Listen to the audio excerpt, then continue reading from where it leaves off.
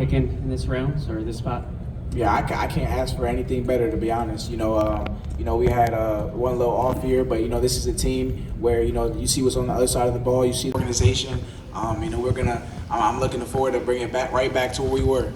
So it's not I got to change the culture. The culture is already set there. So I'm just excited to be another piece of the part.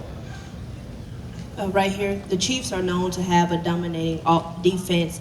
How can your skill set motivate them and upgrade that defense? For sure. I like to adhere to a standard, and I think with Spag's defense, there's no other place better to do it than that. And just the way he uses defensive backs to use my versatility and my cerebral game, I just think it'll be a great fit.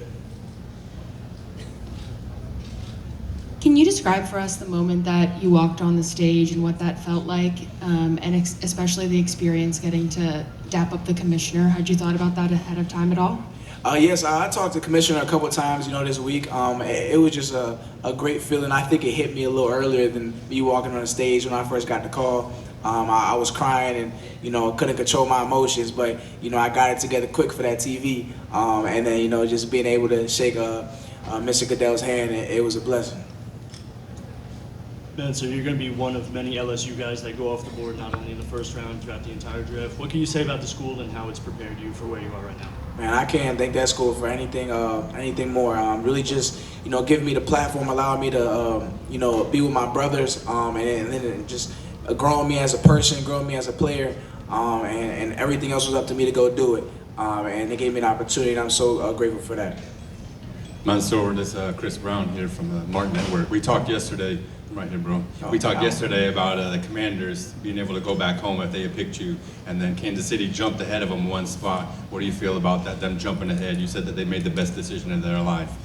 For sure. I firmly believe defense wins championships, especially let alone what's on the other side of the ball with our team. And really just now fighting for another chance to go back and compete. But Mr. Peters is a little too late. But they made a great decision coming up and getting the dog.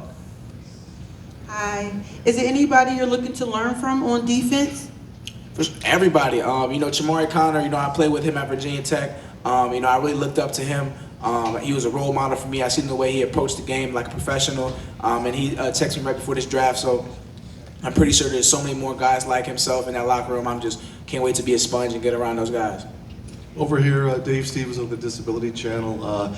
You are jumping on a team with a couple of Hall of Famers on offense. You get to play with Patrick and Kelsey and a Hall of Fame coach. I mean, what's that mindset like walking into guys that you used to watch just every Sunday? For sure. I think it just goes back to the reason why I went to LSU.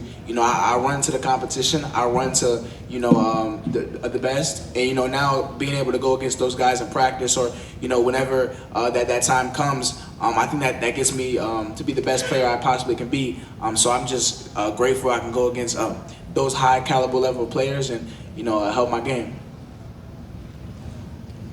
Hey, D-Love Sports here, right from the front. We talked yesterday, actually, about Coach Jones at Virginia Tech. You mentioned Virginia Tech.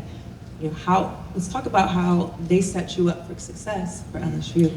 For sure, I think the biggest gift you can get is just the gift of experience. I think that's a teaching lesson right there itself. You go through trials and tribulations on that field, ups and downs, and I couldn't thank Virginia Tech enough for that, for trusting a kid, bringing an 18-year-old kid in and turning him to a boy into a man. So I appreciate that. What do you have to say for all the kids back in Maryland? Back in Maryland, man, just keep tracing your dreams. It sounds cliche, but it's so true. It may not always look perfect. It may not look like it's going to happen, but, you may have to pivot. You may have to work even harder, but, it's there. You just got to keep working. You're moving from college game to professional level. What do you think would be the biggest adjustment for you both on and off the field? Really probably just say like that 18, 17 week season, just realizing that, I don't want to hit that rookie wall and just being able to, change my mindset, take care of my body, invest in myself. Being able to, especially with this team, knowing that we're going to have to play for a long time and just being able to be prepared for that.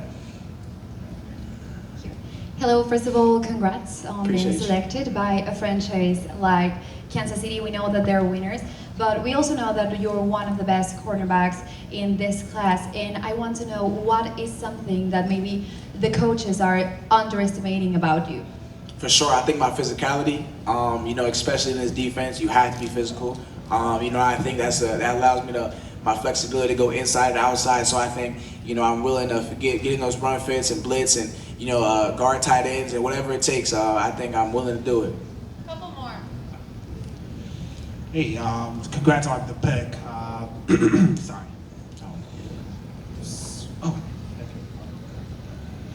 Congrats on the pick again. Again, I'm sorry. So, what's going to be our first conversation with Patrick Mahomes is going to be like?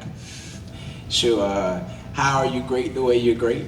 You know, that's just, I think I want to learn from just every type of person I get around, the best to do it. You know, I just want to take a little something from him. So just being able to pick his brain, whether it's the way he take care of his body or, you know, the way he approaches the game. It doesn't have to be because he plays his offense, but there's a reason the way he's great the way he is. So I want to, you know, try to mock that. Last two here in the front. Go ahead. Hi, I'm Layla Hunter with AP As We See It. You're joining a team that expects to win every year, but in your rookie year, how do you define success outside of stats? That's a good question.